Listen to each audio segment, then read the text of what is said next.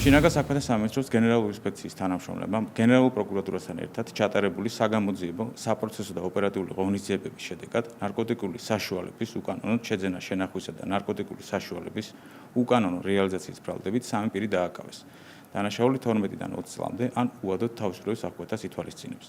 გამოძიებით დადგინდა, რომ იმერეთის პოლიციის დეპარტამენტის ქუთაისის საქალაქო სამმართველოს პოლიციის მეორე განყოფილების უბნის ინსპექტორმა 1969 წელს დაბადებულმა ხ.ზ.-მ მატერიალური სარგებლის მიღების მიზნით 1964 წელს დაბადებულ მოქალაქე ი.გ.-ზე და 1960 წელს დაბადებულ მოქალაქე ა.ბ.-ზე მოახდინა ნარკოტიკული საშუალება მორფინის უკანონო რეალიზაცია. მოქალაქეების ი.გ.-ს და ა.ბ.-ს პირადი და საცხოვრებელი სახლების ჩხრეკის შედეგად ნივთკიცებად ამოღებული იქნა ნარკოტიკული საშუალება მორფინი და ნარკოტიკული საშუალება უპრენორფინი, რომელსაც ბრალდებულები მართსაწინააღმდეგოდ ინახავდა.